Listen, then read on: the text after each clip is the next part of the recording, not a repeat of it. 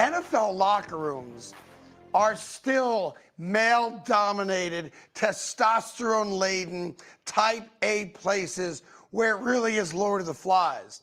And this is just part of the growing up period for a quarterback who wants to be a great leader one day.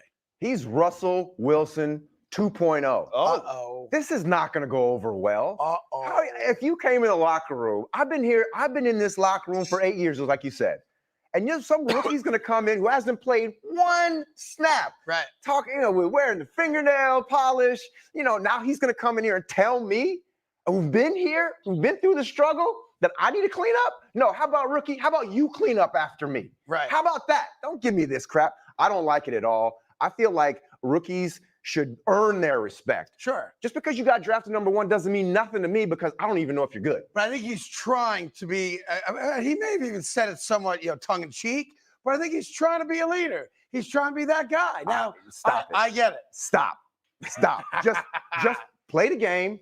Prove to me that you're really here to be a star. Prove to me you're really trying to make this team better. Don't sit up here and talk about trash around the locker room. Yeah. Come on, man, please. Now, doing too much. I would say this. Great leadership would be he just cleans the locker room up and says nothing. But here's the problem. I ain't your mama. I ain't cleaning up after you. Have some respect, right? I would be like, as I'm cleaning up, the only way this is possible. I'm cleaning up. I'm like, hey, guys, I'm going to do this. Could you guys help me out? Give me a hand. Exactly. Okay, that's Don't different. be like, go up to somebody who's sitting in the tub after a hard day of practice. You're a quarterback. Everybody hates the quarterbacks as it is because they get way too much credit. Right. And every Can't time, touch them. like Eli Manning won. Everybody hates quarterbacks. I didn't know that. Eli Manning, he won 2 Super Bowls. Oh, nobody else was out there. He's out there playing tennis by himself. So anyway, hey. Street. Uh-oh. What we gonna do here, dog?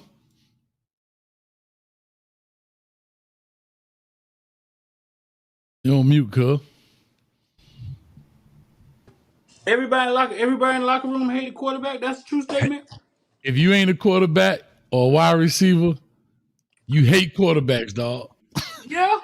Wide receivers even hate quarterbacks, but they can't say that because that's how they get paid. You know why they hate them? Why? There's only one receiver that love quarterback, the one they get the ball the most. Other than that, the rest of them hate them, dog, because they don't get the ball the most. You know what I'm saying? So, dog, to me, that's a true state. Everybody, because they prima donnas, dog. You can't. I've never heard anybody say that, dog. Like, yeah, I never heard anybody say that. But I also told you that Cam Ward seemed like the dude in the locker room that niggas would want to swing on. I'm telling you, dog. Listen, this is what I'm gonna tell you, man. Before we do our intro, everybody hate quarterback. They wear them red stop sign jerseys because it'd be like, "Stop! Don't hit him." You know what's funny?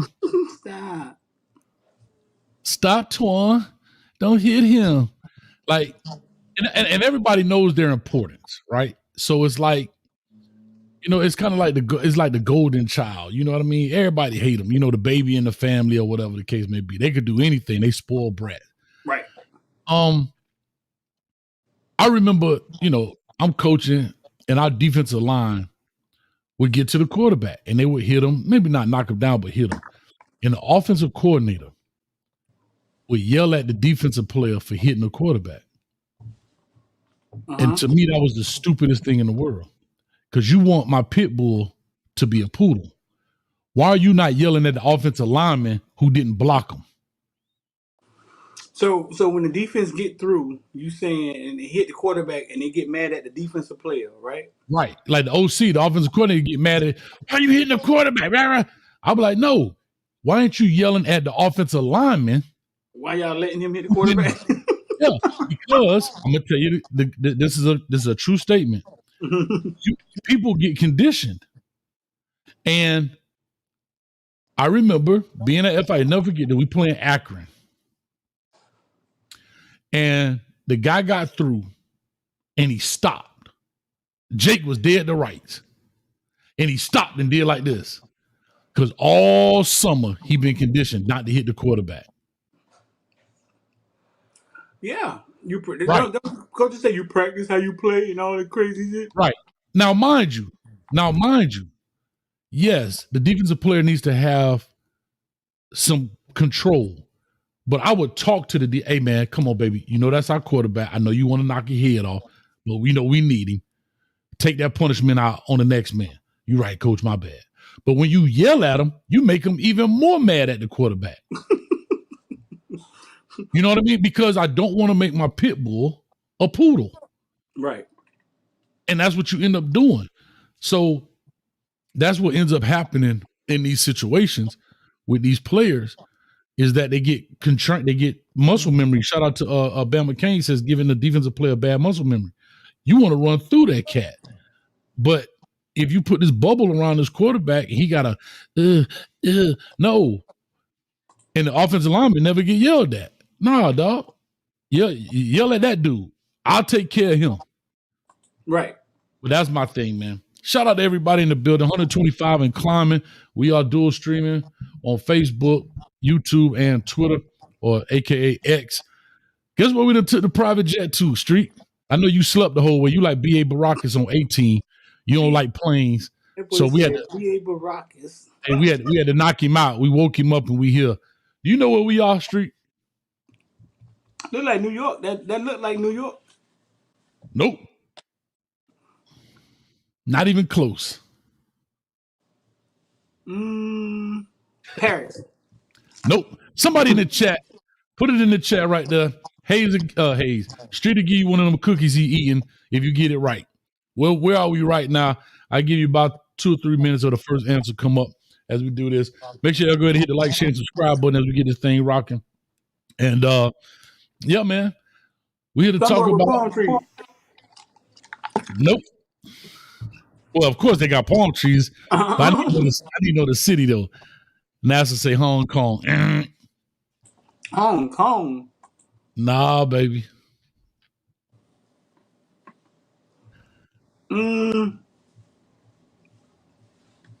Nobody guessed it yet? Let me see. Nah, let's see, man. NASA got Hong Kong. He wrong. Shout out to Eric Kennedy in the building, man. Y'all clap it up for Eric Kennedy in the building. We in Dubai, baby. We in Dubai, baby.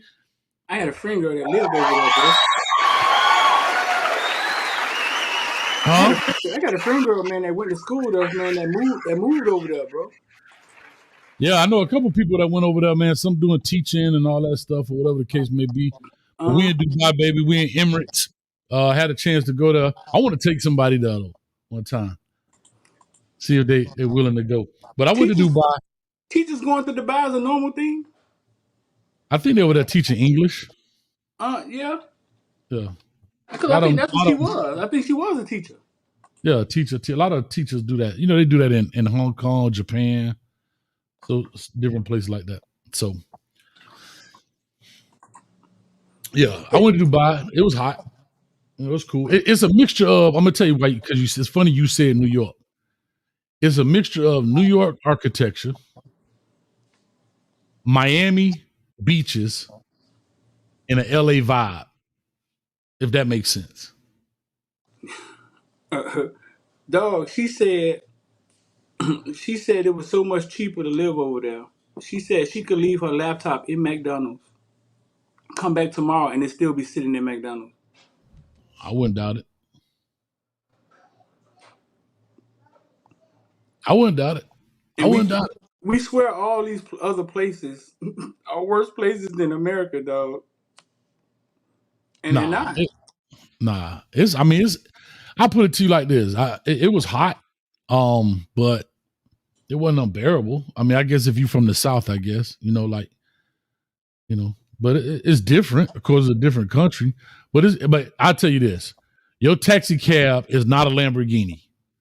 Like, you know what I mean? Like, everybody taxi cab. The streets are paved in gold. And in Dubai?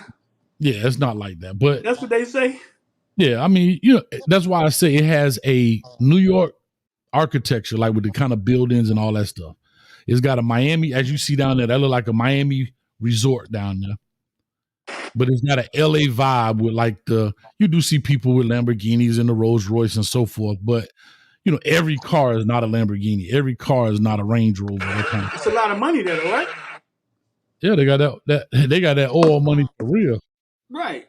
Yeah. But it's not true. It's a hood in every city, every country. They got an old Dubai. Uh-huh. Now, listen. Now, I'm gonna tell you something I learned real quick, because you know they have the building called not the Wiz Khalifa. I always say that, the Burj Khalifa, the tallest building in the world. You know, it's built on water. On top of water. Yeah, it's on, because it's all desert. So it's weird how it's built. And their sewer system, they don't have a sewer system. They got like hundreds of these sewer trucks come in and pull the sewage out every day. Like there's no sewer system where you, but there's no sewer system like how we have, like, you know, a drainage system, or a sewer system rather. But nah, it was interesting, man. And it takes I want to say 2 minutes on a very fast elevator to get to the very top. I actually did a live show from there, man. How long? I remember that. Yeah. How long he was there? A week, I think. Maybe 6 days, something like that. Yeah, I remember that. Yeah. So when I was going to go to the airport, my flight was at 6 a.m.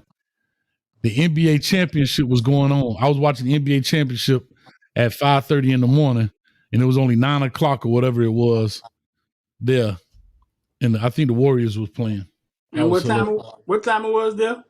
Like 6 a.m. So they're a day ahead, actually. So it was 6 that morning. It was only 9 o'clock that night in the States. Yeah. Yeah. So it's a little different, but it's cool. Expensive to go over there? Not really. Not for what you think. The flight is ridiculous, though. God, me personally, I would never fly straight there again. I would probably stop maybe in Paris or somewhere. But the flight is like 16-hour flight straight. Like, it's stupid, dog. I'd have had to put me to sleep. Bro, I stood up for 3 hours. I watched the whole movie standing up. Standing up where? In the aisle. They ain't tell you that, nobody tell you to sit down? Nah, you can't, dog. They don't bother you.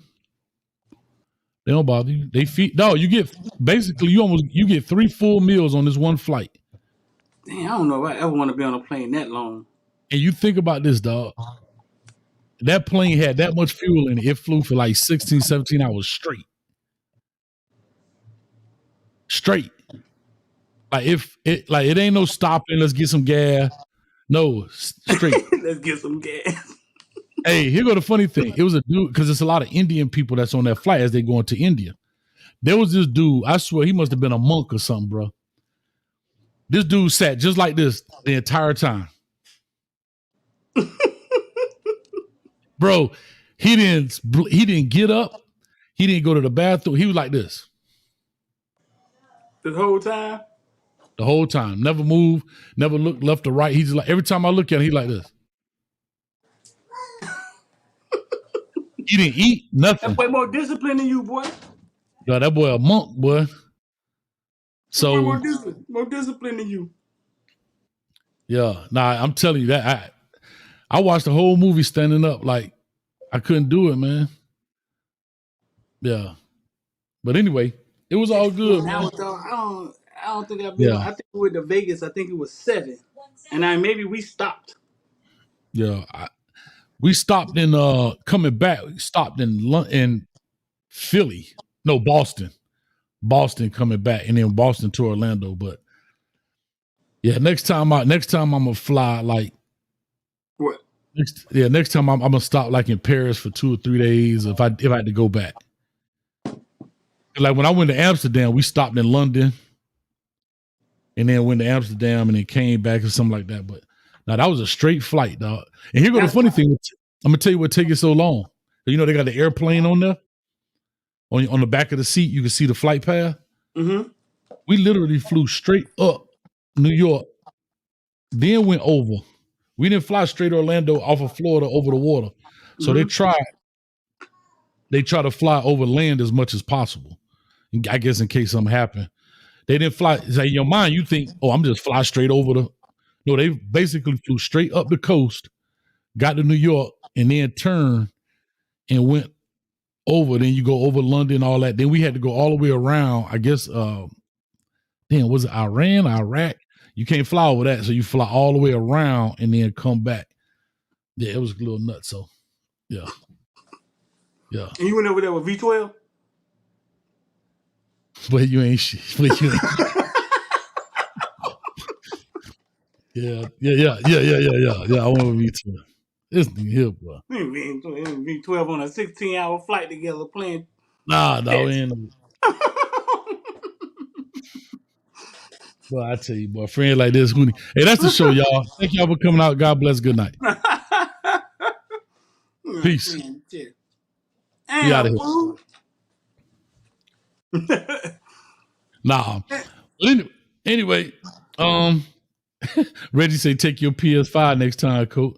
Yeah, you probably could. Yeah, man, we finna talk about our homeboy, man. He out here warming up and all, boy. He ain't playing though, huh? That boy got equipment on and off. Full gear. A63 right there, left hand corner, dog. Top left corner. Pilots on that powder for 16 hours straight. Dog, I didn't think about that, dog. They gotta be taking turns sleeping, right? Yeah, they got sleeping pods and all that. I think it's 3 sets of pods. And I was on the Emirates flight. That's one of them huge planes. Huge planes. So let's get into this Caleb Williams, man. Sorry. Caleb Williams, first round draft pick, fingernail painting, lip biting animal. Say he ready. The dog say he ready. He ready not to play tonight. That's what he said. You saw the intro. Let me ask you this. Mm-hmm. Would it bother you if a rookie, regardless of what you're doing, position, when you was a CO, whatever, came in and tried to set some standards? Would that bother you? I think it'll bother, me, the employee. Yeah, I'm saying I'm the rookie coming in. Hey, yo, CO, what's up, man? I'm just getting. Hey, man, the rec room dirty, man. Y'all clean this up, man. Me, the employee. Yeah, it will bother me. Now, if they paid him $30 million to come in there, and he made more than me, I think that's a different dynamic. I think all this rookie talk and all this traditional talk. I think the truth is starting to catch up, Hayes. I think you pay him all this money to come in here. He make more than everybody in the locker room, right? And then you're going to tell me he's a rookie and he has to prove himself. No. The value from the franchise went into this guy, right?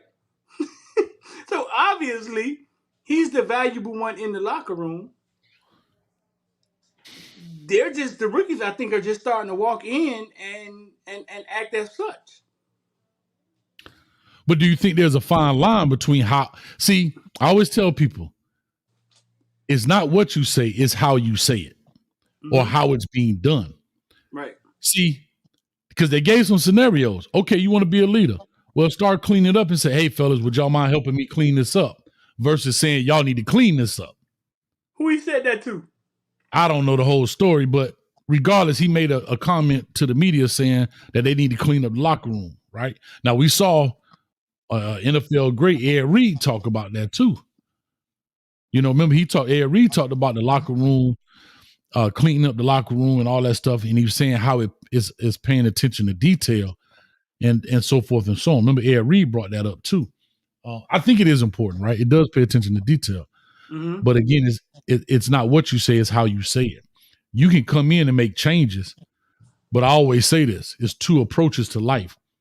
The rattlesnake approach or the anaconda approach. Rattlesnake, you just come in and strike and you don't care what you destroy. Anaconda constantly he wrapping around you. You don't even realize you in a death grip before it's too late. And I think when you deal with groups of people, there's times you have to use both, but you have to be wise enough to know when to use both. I don't know, bro. I think we saw this coming. I think we saw Caleb Williams, very confident kid. Because I'm just going to call it that, bro. I'm going to call it that. Very confident kid, knows who he is. And we knew he was going to come in and make it uncomfortable for people. I mean, he got the franchise behind his back.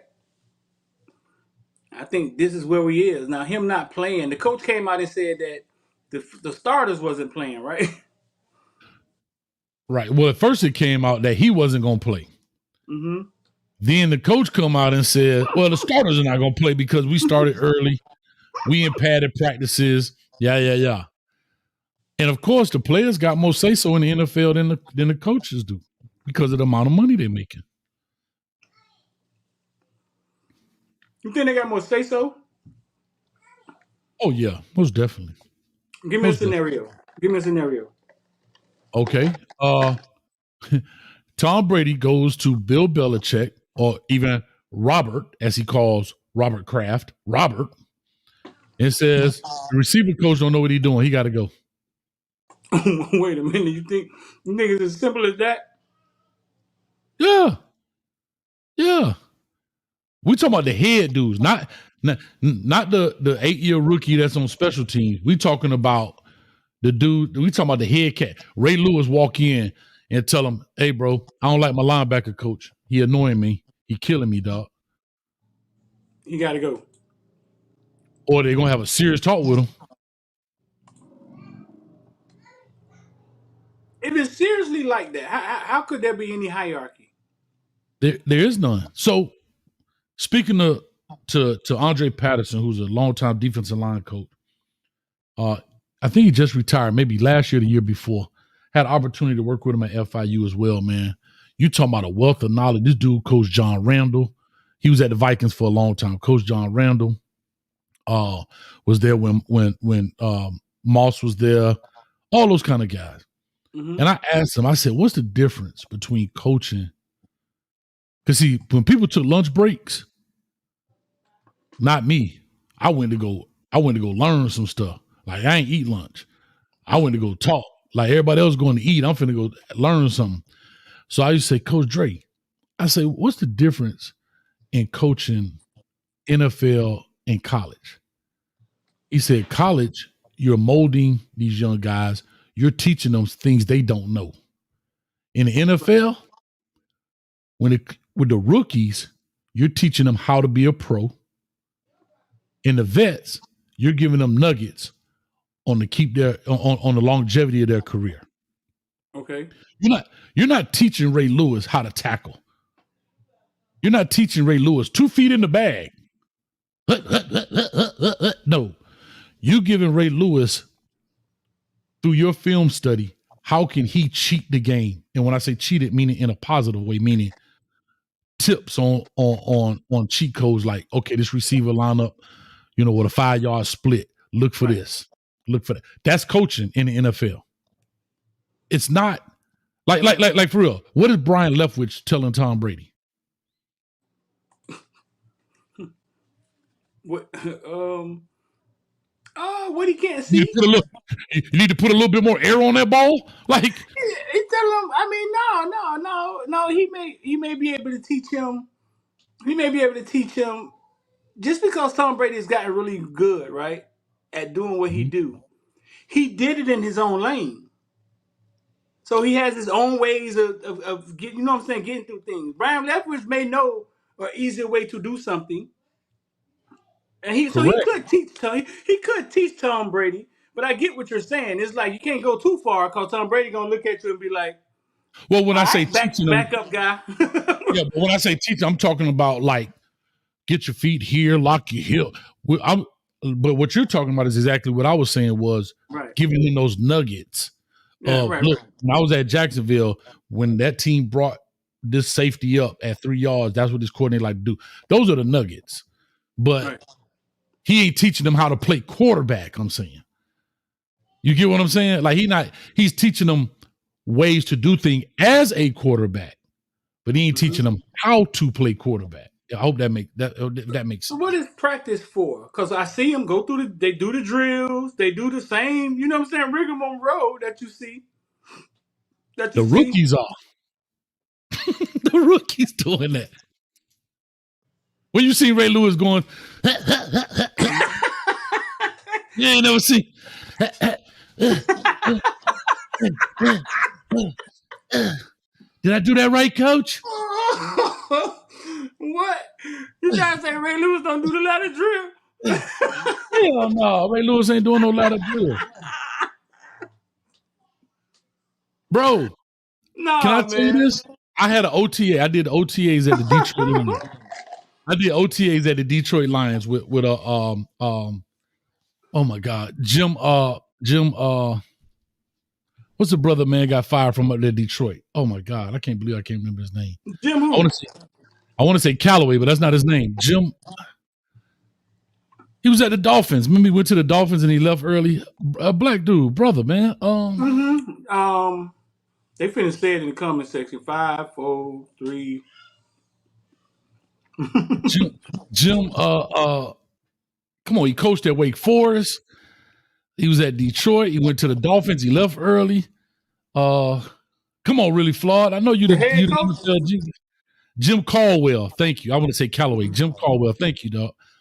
So I'm up there with Jim Caldwell at the Detroit Lions at this time, and I'm watching. I'm just watching, bro. When I say, yeah, like that's rookie stuff. Like they there because they have to be there, but bro, they not practicing like that. No, like they're practicing, but they're not. You get what I'm saying? Like, right. Like they practicing, but they not going through all that. Dog, go watch Hard Knocks. How many times you see if Tyreek Hill going through the thing all the other rookies doing? Hell no. I'm gonna see. All right, I'm finna switch to my computer. Hold it down for a second. And your mama calling me. My mama. Anyway, Footballville mama, so dusty. She responsible for 85% of the dirt in Dubai, in the desert.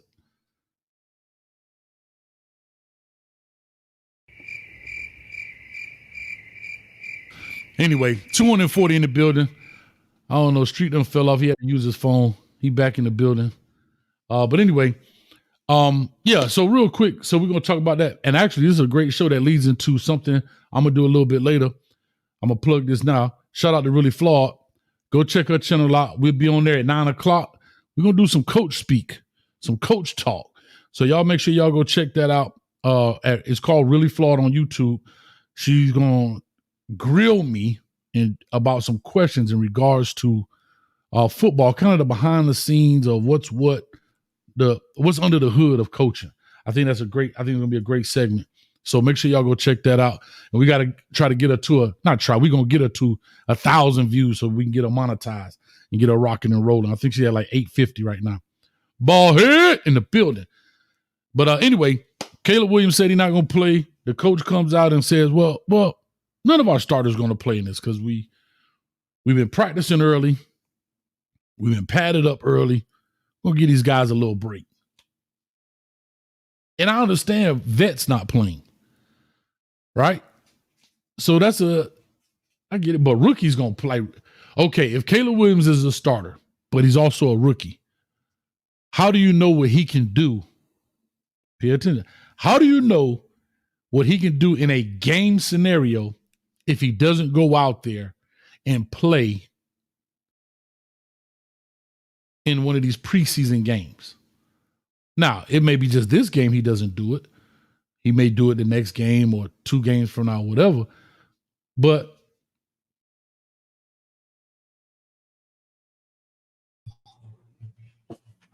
in my opinion, he has to play some of these games to see what he's going to do come regular season. Now, what the inner workings of why he's not playing this game, I don't know. Maybe he chipped a nail. I don't know.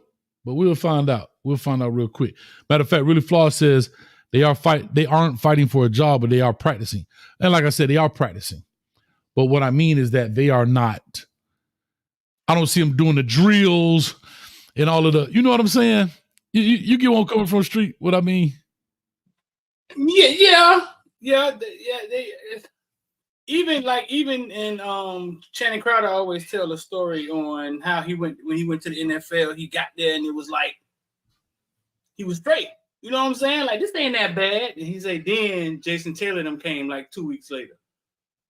And he said that's when he realized, you know what I'm saying? He saw a different level of practice and speed and yeah, you know what I'm saying? So Channing Crowder kind of talks about it. Now back to Caleb Williams. Do you think anything he does in preseason is indicative of anything he would do in regular season? Like preseason is so jacked up. Like with this guy out on the field who may never be an NFL pro. Like you think anything that happens in preseason is a sample size of what will happen with them? No, when them bullets start flying for real, that game don't even look the same. And the speed, that's why I was saying. So like I was saying while you were off for a quick second was he may be a starter, but he's also a rookie. Meaning, yes, you've been practicing, but we need to see what you look like in a game setting. Now, he may sit out this game, which I don't know why, but whatever, for whatever reason. If somebody know why, put it in the chat. We take speculation as well. Let's find out why. Kiki, go ahead. Cheeky. But I think my next question is, how do we truly know? Let's just say, hypothetically, he said, man, I'm number one pick. I ain't doing those preseason games. I'm only doing real live game. How do we know what he's going to look like, or how does anybody can even evaluate or what can be fixed when it's truly a live setting? I don't know. I don't know. I don't know if it matters. What do you mean? Yeah, because I think what's going to happen is what's going to happen. I don't think anything anybody ever done in preseason represented what they were going to do when the season started. I think it's all a journey for them. Yeah, but I'm talking about 4 games earlier. Go ahead. I was just saying from a coach's perspective where he'll get a look that maybe he hasn't seen, but if he's never out there, how do we know, or how do we know how he's going to react to a look he's never seen? Because his defense, the Chicago Bear defense, may run this. The Texans may run that or run a variant of it. And he hasn't seen it. But we would never know how he's going to react to it until he's in I'll call it a real game, a regular season game, I guess is the right way to say it. Right. Versus him looking at the film saying, oh, well, if he come there, I could do this. I just still think that you do have to play. Now, you don't have to play the whole game, but we got to give him some look. What if he's so good, right? What if he's so good that they're like, no, we're not risking it or showing this until the bullets start flying. Like I always go back to Nick Saban putting Tua in a national championship game at halftime as a freshman, bro. I always go back to that. And it's to us, it's like, man, he just put a freshman in the game. He said, but to him, he's been looking at Tua for 6 months now. The team been looking at Tua for 6 months now. You know what I'm saying? It wasn't so they knew who was coming in the game. Mm-hmm. What if he's so good that it's like, oh no, we're not putting him out there. We're gonna be 3-0 before they figure this shit out. We don't need no Rant and Raven. Oh no, ESPN and none of that. Because I think it's obvious sometimes when the great ones you can see it like right off the bat. I think the Ravens knew right off the bat what Lamar Jackson was when they got him and went to changing shit and getting tight ends and was like, oh boy. But he played, right? I'm sure he played. I'm sure he played. And all I'm saying is he don't have to go out there and throw the whole playbook around the yard. But at least there's nothing like being out there, right? Mm-hmm. Yeah, you did it at USC. You did it at Oklahoma. I get it. You won the Heisman. You've been on the highest stages. I get it.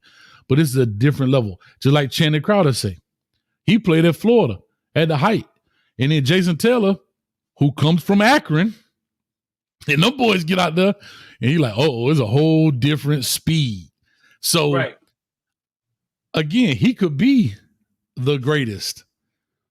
But I don't know. Did Kiki tell you why he not playing? No. Kiki started acting like old ChatGPT was like, I'm gonna let y'all hear her say it. When ChatGPT first came out, they said it couldn't remember it didn't know anything from the last 2 years. But then it got smarter. It just got smarter on its own. But this is what she said. In the Hall of Fame game, because he is currently a college football player for the USC Trojans and not yet eligible for the NFL. The Hall of Fame game features NFL teams and players. So college. Kiki. Caleb Williams is on the Chicago Bears right now. Act like a reporter and go find out why he's not playing.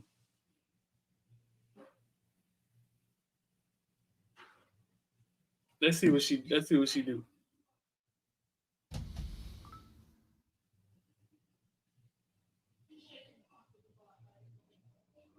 See? And she went and found the answer.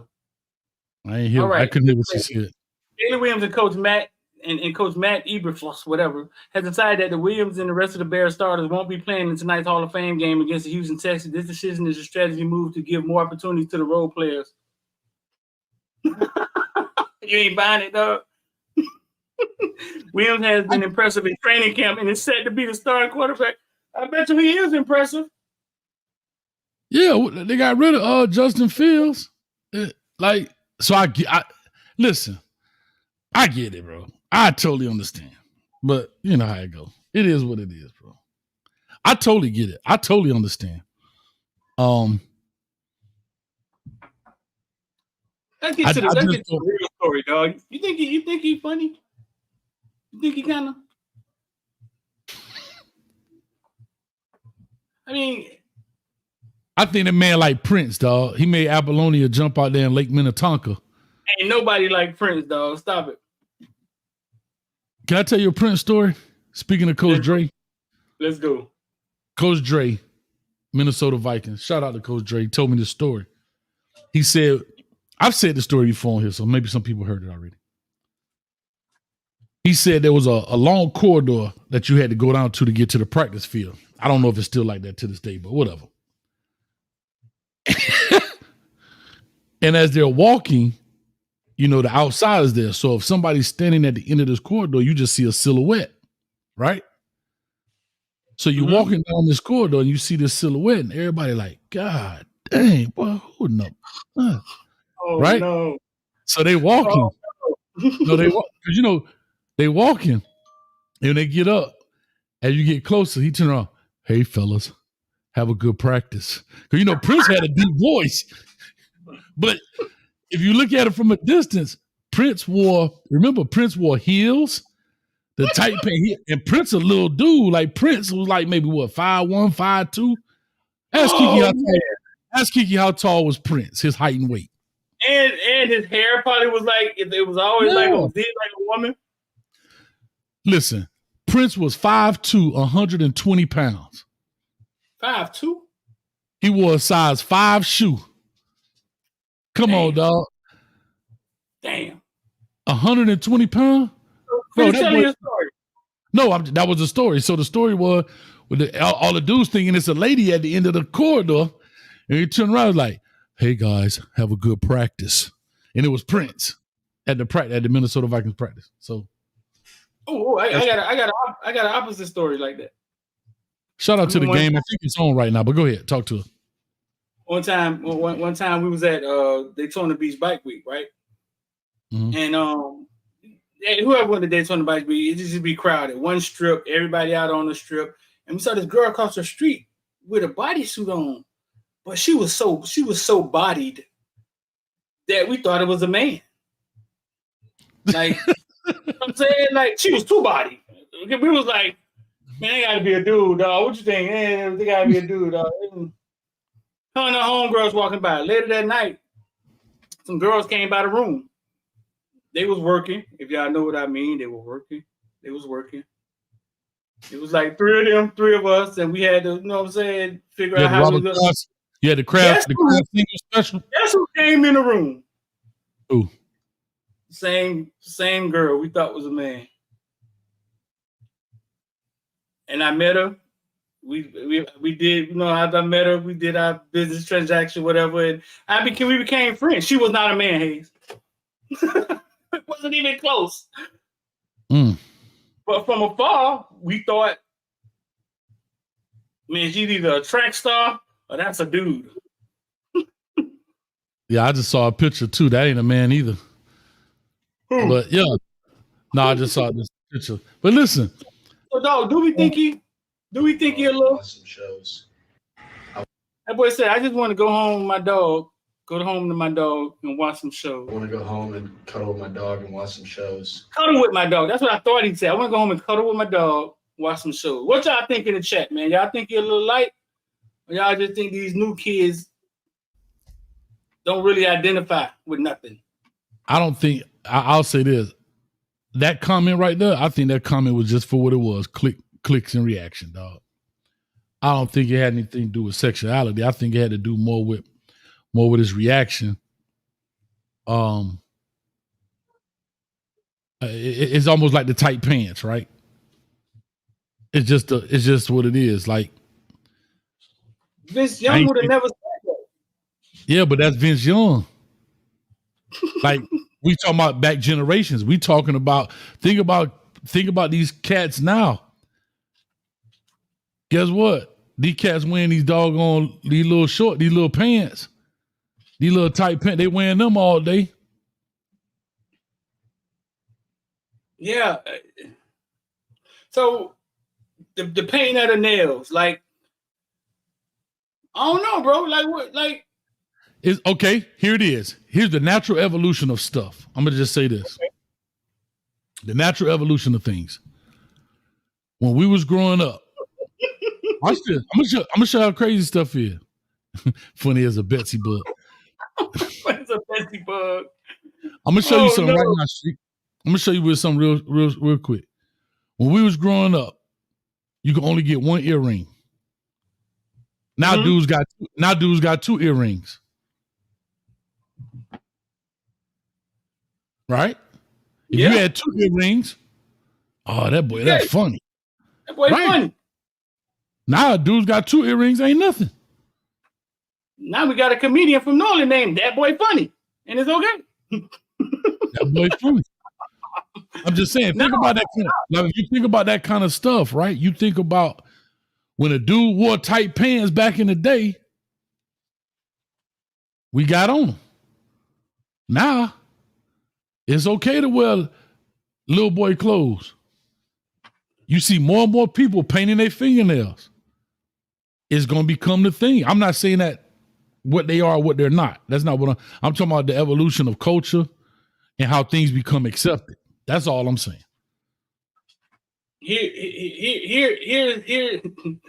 the funny part, hey. All right. Here's the funny part, and this is how life. This is what makes life funny. You right. We were a lot more masculine, and everything was, man, you gay, man, ain't doing that. You gay, right? But do you remember what our rappers looked like in the 80s? Yes. Huh? No, you talking about them singers like got doggone No, actual rappers, dog. Do you remember what they looked like? What they dressed like? Yes. Like Run DMC? You talking about Run DMC? Run DMC, not so much. Like Full Force? This was hip hop, dog. This is what they look like. But Houdini dressed like that. No, right. But you know where it comes from? From the entertainment part. Like people didn't dress like that. Entertainers dress like that, right? Like when you go watch. This is breaking. Yeah. This is one of the coolest hip hop movies ever. And he looked like Aaliyah. Because that was the time, disco era, the breaking era. He said he looked like Aaliyah. No, I get it. But then go to the 90s rappers. Right there, the Fat Boys. Do the Fat Boys picture right there. And Run DMC. Huh? Go to Run DMC right there next to him, or you got... Jay wasn't on that bull. No more. No rapper could rap quite like I can. I take a muscle-bound man and put his face in the sand. Come on, man. Hey. But it was okay. Like, it was okay that, you see what I'm saying? We try to make it seem like these shorties doing something, and we actually watched our cool rappers, breakdancers, dressed like. See, that's Grandfather Flash and Furious 5. Real hip-hop groups ever. Well, Run DMC right now? Looking like SWV. Well, that's Run DMC. The one I just had up there. Oh, yeah, no, I get it. That boy looking like some wrestling. No, listen, if they dress like that, we dress like that. No, that man got a Bud Light shirt on, dog. Dog, you had straight leg corduroy pants. Yes or no? I did. Shout out to you. Yes, I did. Straight leg. Not tight, though. Straight leg is different. Yes, you're right. Corduroy. Straight leg corduroy pants with a silk shirt. Rayon. I ain't had silk yet. But I get what you're saying. Straight out the fleet. And those was the gangsters. So this fashion stuff, right? Like, it's just funny how our mind works, how we remember things, though. With some Panthers on or some Clarks or some Bally's. Yeah. Yeah, and a Kango. Yeah. Or the fish hat. Remember the sailfish on the hat? The breakdancing sweatsuits with the 3 lines down the side that everybody dyed for the different colors were tight. Yeah, street. Right. So that's why I say I don't know if the man on the other side of the fence or not, because we're seeing cultures change. We see, bro, you seeing rappers out here with dresses on.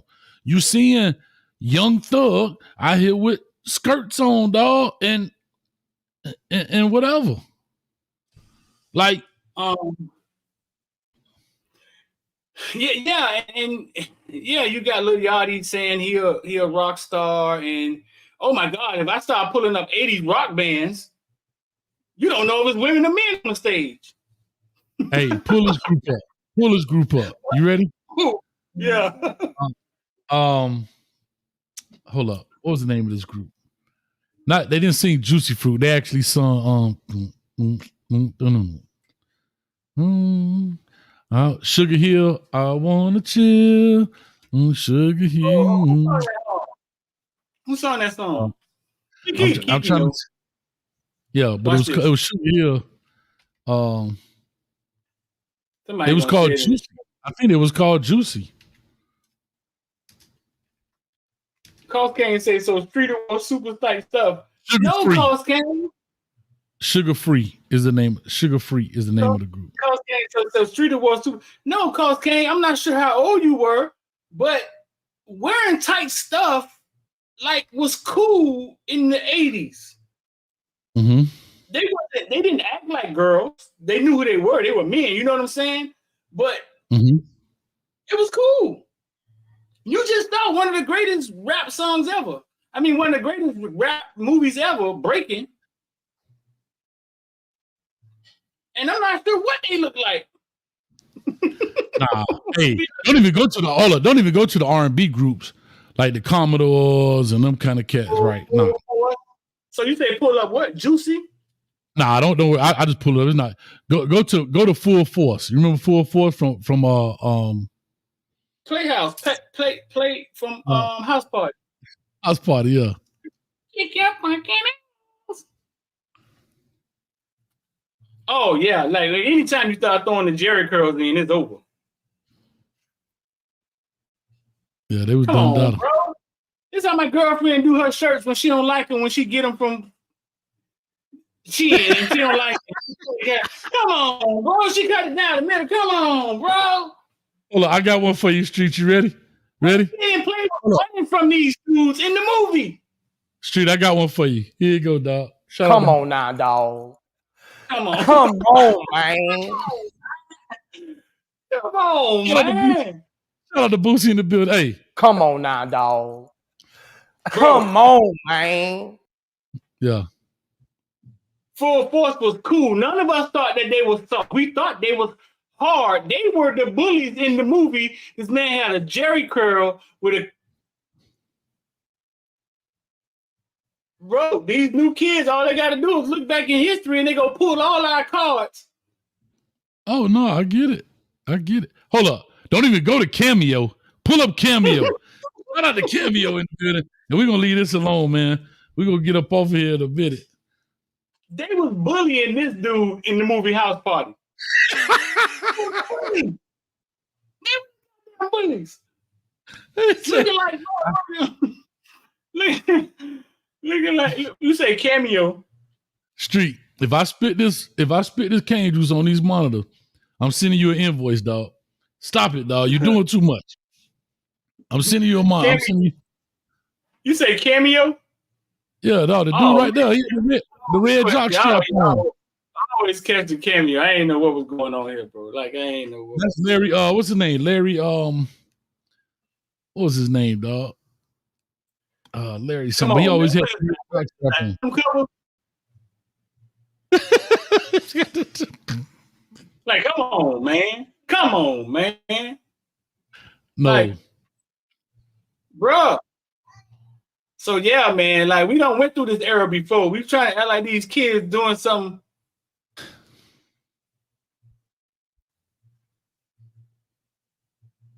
We done been there, dog. Hold on, you ain't seen with the jock strap on. I don't know if the record labels was making them look like, whatever the entertainers did, the people did. We always followed what was ever on TV. You know what I'm saying? So they always. Thank you. Mm-hmm. Oh Lord, world class wrecking crew. Wasn't that with Dr. Dre with the sequence on? World class 100 miles and running and F the police. Where you at? There you go, right there with the sequence in the white. There, right there. Come on, man. This man came back 10 years later and said F the police. Hold up. Come on now. Come on, man. This man came 10 years later and said, straight out of Compton, crazy motherfucker, they made some of the hardest music ever, dog. Some of the hardest music ever. Look at him. Come on, dog. Come on, man. Here's what I'll say. I don't think so. I don't think Caleb Williams is. I think he's if you want to call it a free spirit, like he's not going to conform. I don't think he's like that. I think he's a free spirit. But however, he's just a guy that gonna do what he wants to do. Some of it he does for shock value, just to stay relevant in that sense. Not to stay relevant, but he don't care what you got to say. That's just how I look at it. You know what I mean? And I'll just say shout out to him, dog. That's all I can say, bro. Shout out to him. Yeah, that's all I can say. I mean, okay, let's look at Dwayne Wade. He's talking about painting his nails and starting a nail polish company or something. So I mean, you think the painting of the nails, like, did he ever explain that? Huh? No, it's gonna catch on though. You think that came from his daughter though? I mean, God damn it, his son. It's not a daughter. Oh, it's his son. I think so. Yeah, I think so. He didn't care to tell us. And he just like, whatever, dog. I'm gonna stand up for my kid. Like, I get it, right? I understand. Right. I understand it. So I just look at it like this: when it comes to these games and back to it, here's my question, I guess. Do the because of the amount of money they're being paid, do these players not wield the power? I guess that's the question. Because what used to happen, Street, was players got paid, but yeah, there's still, like you said, there still was a hierarchy. Now, these players are getting paid 30, 40, 50. We just saw, 4 quarterbacks making 50 a year for a minimum the next 4 years or whatever, just in general. Right. Do they now wield the power because they locked in? So they're like, nah, dog, I ain't doing that. Do they wield the power? Yeah. And I'm talking about those guys, not all players. We know some players are expendable. That's why some players won't stand up for other social things or whatever the case may be, because they don't make enough money for it, right? You got, he made $2 million. Yeah, over 4 years, that's $500,000 a year. At the taxes, that's $200. You got to give somebody something. He down to $180 a year. So, you know what I mean? I get it. But we talking the big players in the game, especially these young ones coming in. The question is, do they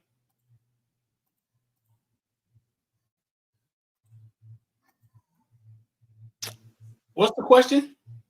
Do they wield the power? Are they the ones who are they the ones who can dictate the terms? Meaning they could sit out, right? Like Caleb Williams said, man, I'm not gonna play in this game. Why should I play in this game? I'm a first round. I'm only putting words in his mouth right now. Literally, I'm putting words in his mouth. I think because only thing that matters is what the system thinks, right? Is what the front office think, right? Right. What the inmates saying on the field don't matter unless they beat them up. And then if they beat them up, you gone. So he has the power. The question is, do he want to play? Do he want to play this game, this locker room game with them? Mm-hmm. That's the question. But he has the power. He has the leverage. Now, I think football culture. Does he want to break that? Does he? Do you know what I'm saying? Do they want to start breaking that and inventing? But I think it's guys finding themselves, man. And I don't like how when dudes start finding themselves and expressing themselves and saying stuff like, hey, man, I want equity in the franchise. Y'all could keep y'all $30 million a year, blah, blah, blah. And then we start saying, man, who we think he is? That's people trying to figure out what their real value was. Because for so many years, we never even asked for our value. We never even test the water of how much. Yeah, like we just feel grateful. Really worth it. Yeah. Right. So that's why when he said he want equity in, I was just happy to hear him talking like that. I don't know if they'll give it to him or not, but we got to stop acting like you don't have a right to ask. That's fair. No, that's fair though. That's fair because at the end of the day,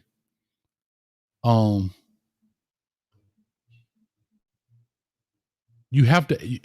Here's what's hard. I'll just say this. You know this. We've had conversations about this.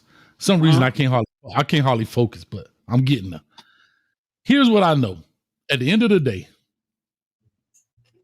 when you walk into a new arena, kind of like we walk into this arena and we talk about sponsorships and we talk about these things, I'll just put it out there. One of the hardest things I've ever had to do was truly know my value in a monetary sense. I'm being honest. Can we tell a story? Yeah. We can tell a story. We can tell a story. Definitely. You would never do that today. Today, you wouldn't even. I wouldn't. Yeah, I wouldn't. But the reason I say that is because for me, this is a new wheel. Well, it still is, but it was definitely a new wheelhouse. Second, there's no chart. Like, okay, if you have this, you get that. This equals that. This equals that. So when you go to these companies for sponsorships, are you undervaluing yourself Are you overvaluing yourself? Are you right on point? You don't really know. And what you're afraid of as a person who's going to look for monies, if I shoot so high, it shuts the whole negotiation down because they like, okay, if this dude, let's just say $100. If it's $100 and they only looking to spend 20, even if I meet them at half, I'm 30 over what I was willing to spend. So guess what? No, sir, I appreciate your time. We're not interested. So you shot yourself in the foot. And so that's the hard part of negotiations. You have to really try to find ways to negotiate these avenues and find out what you're truly worth monetarily. And what I realize is you are worth what people are willing to pay you. I've come to realize that. I just come to realize that in the sense that doesn't mean they won't pay you less. Right. But if you ask for 100 and somebody give you 100, cool. Now you may try for 125. Somebody pay you, cool. If nobody's paying 125, then maybe you're not valued at 125. Not one person say it, but if you go through a bunch of people, you may take that until you earn more, do more. But go ahead, yeah, you could definitely tell the story. I had a mentor that told me, was like, so how much you gonna ask him for, right? And then I gave him a price, and he was like, whatever you plan on asking him for, ask for 10 times more than that. And that was his philosophy, because you never know what somebody is willing to pay. And I guess what he was trying to say was, you rather land too high than to never even get, you know what I'm saying, anywhere close to what they were willing to pay. Yeah. So when Hayes first started, right? He was getting in the game, and some people called him. Let me get this out the way first. So you can try. Let me go ahead. Yeah, get that chef. The chef is saying, shout out to Coach. All right, go ahead. Oh, Chef Jerome for the 49. The chef is here. Shout out to Coach Hayes. The week 3 return of the chef is getting closer and closer. Listen, Chef, I'll just address this in street. You got it. Chef, I get you, dog. I appreciate you. He was the first customer to the kitchen. He was the first customer in the kitchen. Shout out to the chef. I like the fact he think he's slick. He coming back week 3 because he feel like Colorado gonna be 3-0. That's why I keep saying week 3, because they play North Dakota. They play North Dakota, Nebraska, and Colorado State. So he wants to come on there after week 3 to try to be like, we 3-0. What you gotta say? Okay, I'm game for it. No problem. Bring that behind. Hey, whatever. Bring that here, boy. But anyway, go ahead. Nebraska is a win. Nebraska is a 100% win. I called it a loss, but he's calling it a win. So he wants to come in 3-0, and I wants to have an aha moment in my face. But they did that last year, and they had a 6-game slide. But we're not talking about last year. So shout out to the chef in the building, man. Shout out to Chef Jerome. I'm sorry, sous chef Jerome, because I am the chef, my man. Love it. So when Hayes kind of was getting started in this stuff when we first met, you know what I'm saying? Somebody reached out to him. They saw he was doing a good job, and it was like, hey man, we get you come to our platform. You do what you do. You know what I'm saying? You do what you do, and we'll pay you blase blase. And he came and told me, because he wasn't the conversation we just had. He wasn't sure. All he knew, he was going to attach himself to a bigger platform, which should probably lead to more followers, which should probably lead to people noticing him, yada, yada, yada. So I was like, okay, yeah, how much they offer you? And he told me. I was like, man, don't do it. And him getting started, right, he probably thought in that moment I was being a hater or something, right? Like, because they were offering him real money to do what he do. But I was here, big brother. I was here because I could see, I knew what he thought was going to happen with it. I knew that he thought it was going to go a certain way and what was going to happen. You know what I'm saying? But I knew that it wasn't going to happen that way. I knew that it wasn't going to have the effect that he wanted to have. And they were going to get him and his brand for this price. You know what I'm saying? That's like, hell nah. And it was hard for Hayes to see it too at the beginning, because it was like, man, this is free money. You know what I'm saying? Free money, I mean, I was like, no, bro, you're bigger than that. And it's probably when you was at what 10,000 followers or some shit, right? Like, Yeah. no, bro, don't let them play with you like that, especially not that motherfucker. No, don't do it, dog. Don't let that motherfucker play with you, dog. Because they know. And I think Hayes, you did it for a couple of weeks, and then eventually, I think you realized that this is it's not worth. But you know what's funny though, Street? That's the success and failures of business. When you're walking down a street you've never been before, you're gonna make some wrong turns, and you don't always have a meeting here saying don't do that, though. Sometimes you do it for a year, right? And you because guess what, Street? I'll say this to you.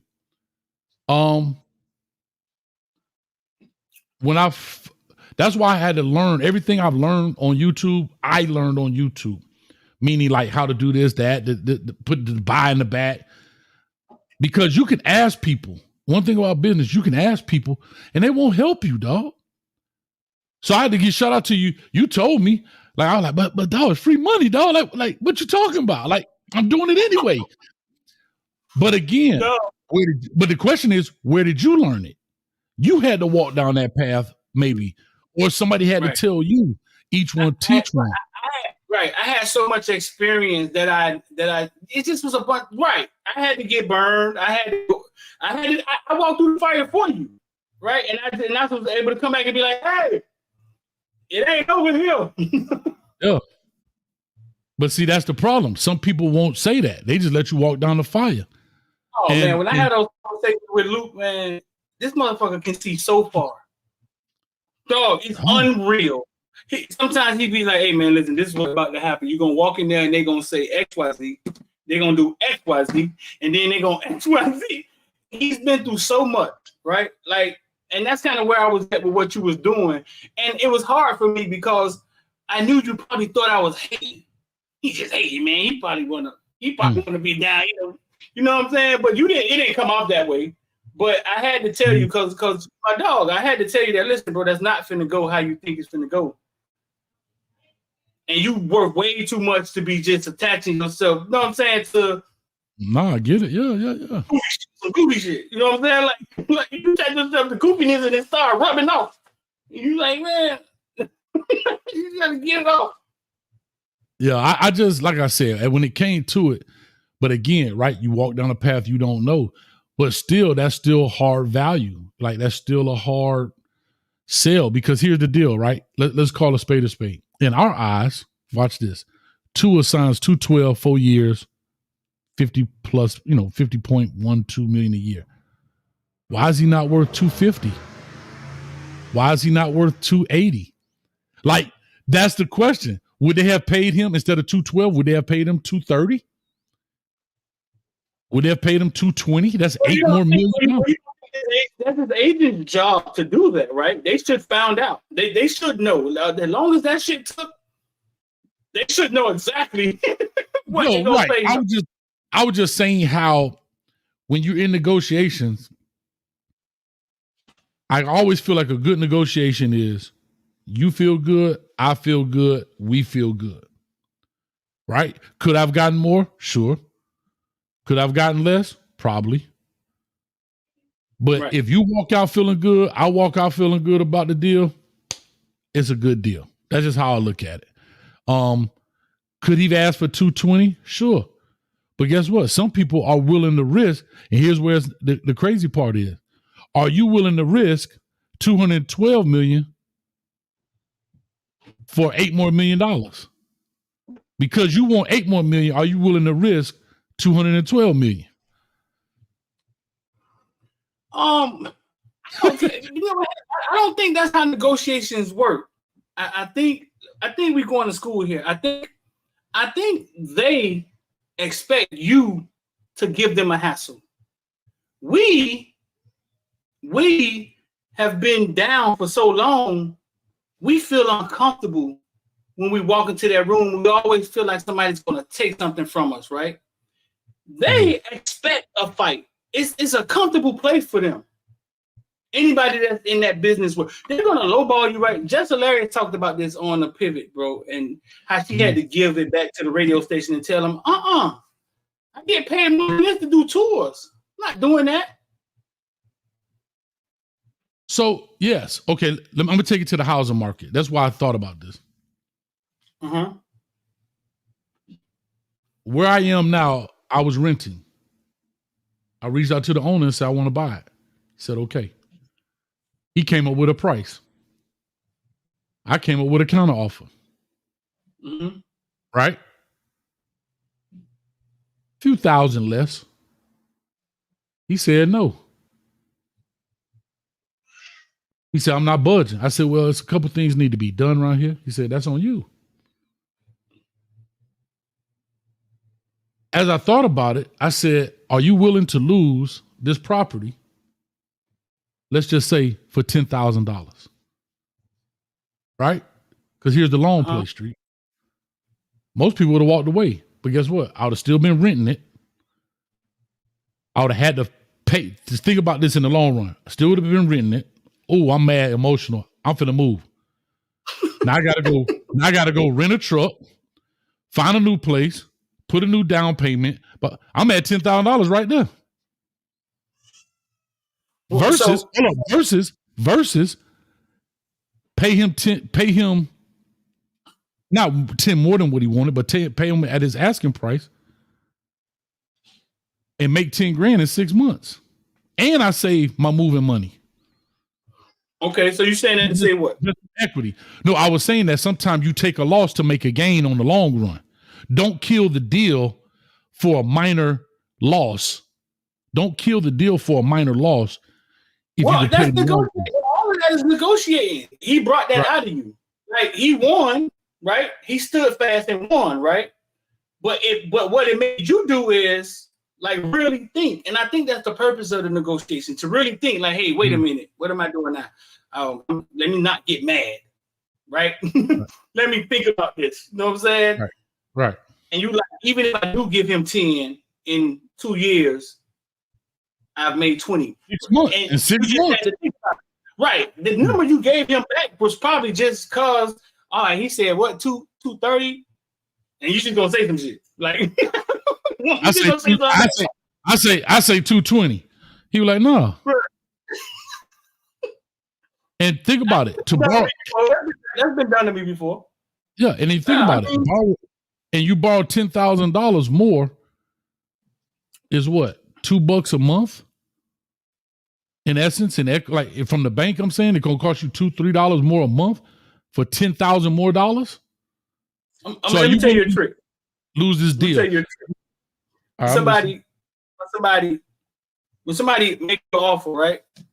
Like you said something back to him. You said 220 back to him. The Chinese, this is how the Chinese do it. Just go quiet. Like, just don't say nothing. Like, what if he didn't just counter nothing? He just didn't say nothing. Right? Then it make you realize, like, it make you realize where you're standing. You're the one wanting to buy the damn house for a reason. You see what I'm saying? That's kind of like a Chinese way of negotiating, right? Just go silent. Yeah. But nah, that's all good. Bro, I got 10 minutes. I got to be on another show with Really Flawed here. So let's get out. Get the I don't see how. I got a big I don't see how right here. There you go. Let's go. Say what now? You got I was just saying let's skip it if you got to go in 10 minutes, but because you don't want to. I think this is important. So I mean, all I got to do is get off and get right back on. But I'll just say this: my shout out to me. I guess what I'm trying to say. For whatever reason I'm saying it, but what am I doing? Here we go. All right. My I don't see how it's brought to you by Coach Hayes Fantasy Football. If you want to join, make sure you come on and join right now. $25, $50, and $100 entry. Get you $225, $450, $900. If you want to join, make sure you send cash out right here to $ Coach Hayes Football.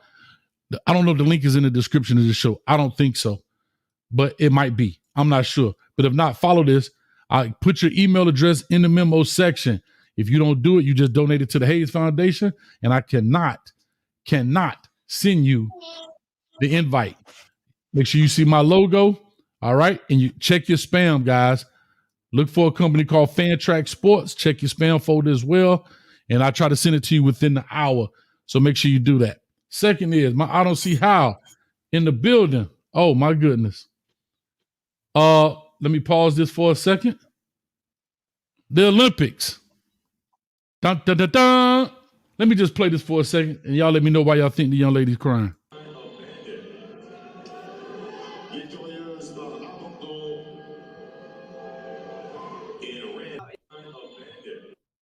Here's the caption.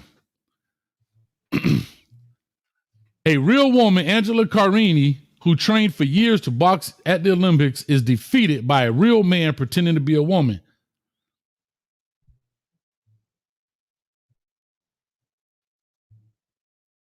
I mean, this ain't my favorite person in the world, Rep. Marjorie Taylor Greene, but shout out to her for that post. I'll just say this too. I can't play this one. Y'all go check out this lady, Valentina Gomez. She put it in. What's your thoughts on that, Street? Disgusting, stupid, dumb. You fuck who get mad? It's goofy. Like I don't understand it. I literally don't understand it. I don't. Maybe I'm missing something. Yeah, I don't know, bro. I do think that's unfair. Because the Olympic sport is the purest of competition, right? And there is a reason you break these sports up by gender for that particular reason, just because of the genetics and the biology. And it's just different, bro. It's unfortunate, but it's different because we're talking about biology. We're not talking about cognitive ability, thinking power, brain power. We're talking about brute strength. And, somebody got to do something, bro. That's all I'm going to say. Can somebody explain? Okay, you got to go. We can talk about this. Yeah, we got plenty of. Saying to me what are we trying to do? What are we saying? Are we saying that this guy feels like a woman, believes he's a woman, right? So he should be able to compete with the women? Is that what we're saying? Bro, if I feel like a bowling pin, should I go stand up there and be pin number 8 out there and let you throw bowling balls at me? Like, come on, what are we talking about? No, I'm asking, is that how he gets there? Is that what we're saying? Yeah. Okay, fine. Whatever he think he feels like, we know what he is. He's a man that feels like a woman, right? Believes he's a woman, identifies as a woman. Put all those people in their own goddamn bracket. And it's still men fighting men. But it's still men fighting men. But they feel like women. Call it whatever you want to call it. The feelings bracket. The feelings bracket. Call it. Put all those people in there, because we can't have him. Women's sports are over if we keep walking down this lane. It's over. Here's my last question before I run. I got a quick question before I run. You were in the prison system. Because an inmate feels like a woman, do they go to the women's prison? I don't know. I'm asking because I don't know. If Johnny Blue feel like a woman, does he go to the women's prison? Nope. They saying this man has something wrong. I don't know if the details, they said she was born with a condition with abnormal testosterone for a woman, not a trans though. We've seen women with abnormal testosterone. Kalina, but we've seen women that, but they didn't look like that. Yeah. I don't know, dog.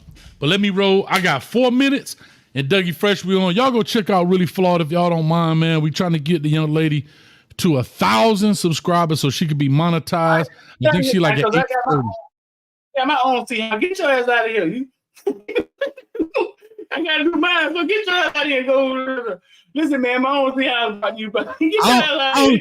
I don't see how. Hey, hold on, can I tell you, quick thing.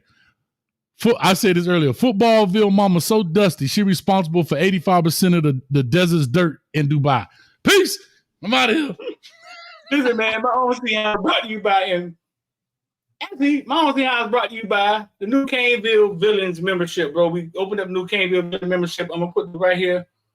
Man, there's a lot of stuff in there that you guys haven't seen. A lot of interviews, a lot of content that just we don't make public. We give it to our members. The Twitter Spaces we about to start putting behind the Caneville membership. The recordings, maybe the live. I'm gonna go back there too. So, man, there's the link right there. I just put the link in the comment section, man. If you want to be a villain, come sign up. I think there's 100 and some people in there and growing. It's only been open for a week. So come check us out, bro. If you want to be a villain, man, come chop it up in the best cane spot you can find, bro. My own Sea House brought to you by Caneville. Come be a villain.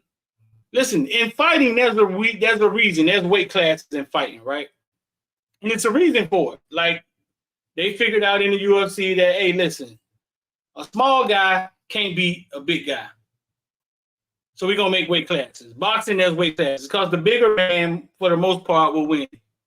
But here we go. We got different size women. You're not on nothing, bitch. You're not on nothing. You can't grab. You're not grabbing shit, bitch. You're not trying to fight. Y'all bitch.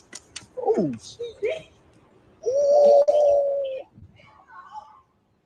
You're not grabbing nothing, bitch. Now she's about twice. She looks about twice her size.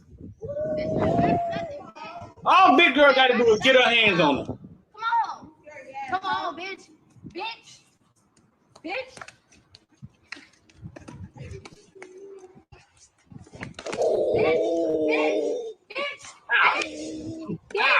How did this happen? No, so big ass. How did this happen? With your big ass, yeah.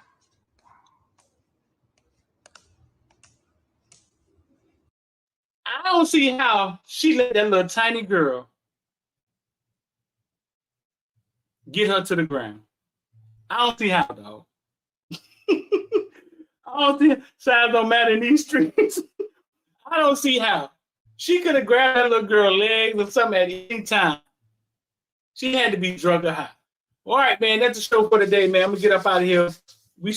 We'll be back on here tomorrow. Tomorrow, what, Friday? Yeah, we'll be back in this thing on Friday. Listen, IOD Squad 786-459-499. Coach A's mama's so fat. When she sit around the house, she sit all around the house, around the house. Like she cover up the whole house, all around the house. We out.